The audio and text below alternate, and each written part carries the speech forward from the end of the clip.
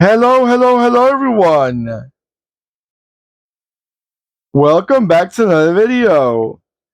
All right, if you are watching this video and you're going to say, okay, we got another British car in the house. Yes, we do. Yes, we do. And I say we because I welcome you in my club.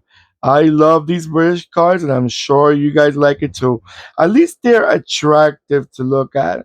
British cars to me, they always had that touch. They were not the most reliable cars, but they were quite regal. They were quite attractive. They had that touch that other brands in other parts of the world. Every part of the world, mm, each country has different touch.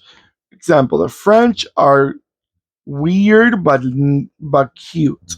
The British had that classy look that and they were a little weird, some of them too, but it had a little bit more like a classy look.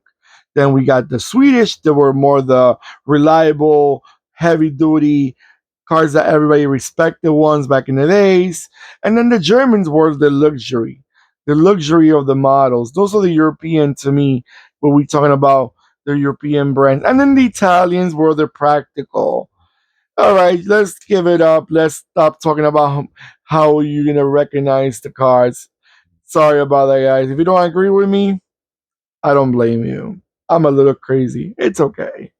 Welcome to my world. After giving you that long, long speech, this is a 143 scale Triumph Dolomite. This quite attractive British car. It was different to me.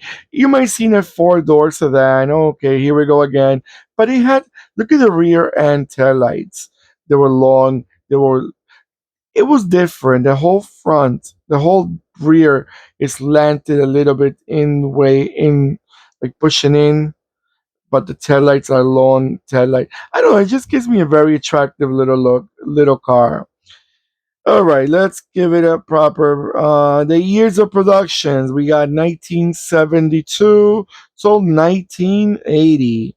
About 204,000 models were made throughout those 8 years. Actually, they only made it as a four-door sedan or saloon, how they call it, in other parts of the world.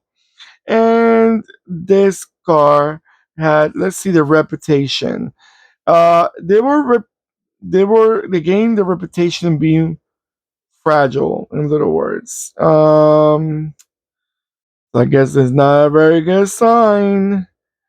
But now they're very rare. It says the Dolomite became fairly rare sight on British roads, where only 1,300 roadworthy registered back in 2000 and then I'm sorry, in registered in the UK. But then in 19, I'm sorry.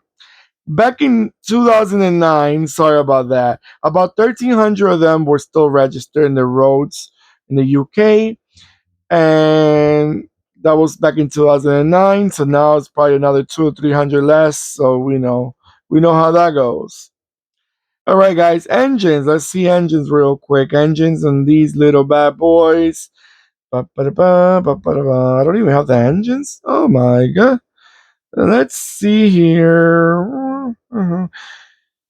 Well, if you know the engines, guys, share them. Okay, one. It was a two. I'm sorry, 1.3, a 1.5 engines. 1.3, 1.5. Not a bad. Not a bad. Not so. Not. That means a little car. It's a smaller car, compact car altogether. So it's not a big, you know, model to have a big engine. All right, guys. I'm gonna let it go around a few times, and I'll be right back.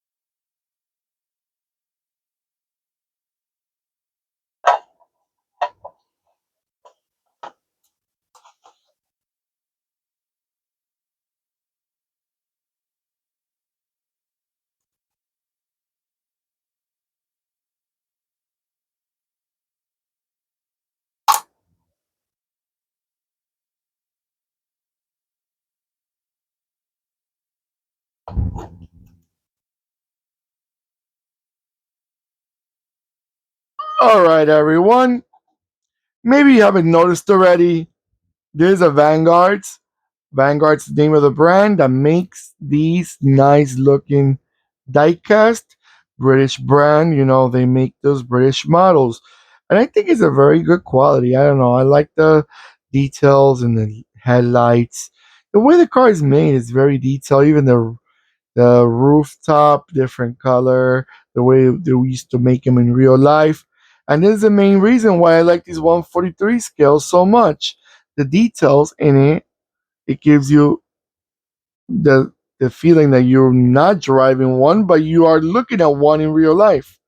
Maybe they're very very expensive nowadays having a classic. So this is the best way to have them. You don't spend thousands and thousands of dollars or pounds or euros or whatever currencies in your country. Who knows? All right, everyone. Hopefully you're enjoying these videos as much as I'm enjoying making them, which I do a lot. Don't forget to give me a beautiful thumbs up that I always appreciate. Also, comment below. Were these models sold in your country? Do you still see them around? You may see them in a museum? Were they fragile like they were considered? I was reading before. Do you consider them as a fragile model, or was it a very misunderstood model for many people? Yeah, let me know in the comments below. And don't forget to click and subscribe. And when you subscribe, remember the bell. I always say it, but just a reminder the bell will remind you when I'm posting more videos. So sometimes if you don't check, the bell will give you a notification that will remind you that I posted another video. All right, everyone? Take care of yourselves more than ever, as I always say. And goodbye.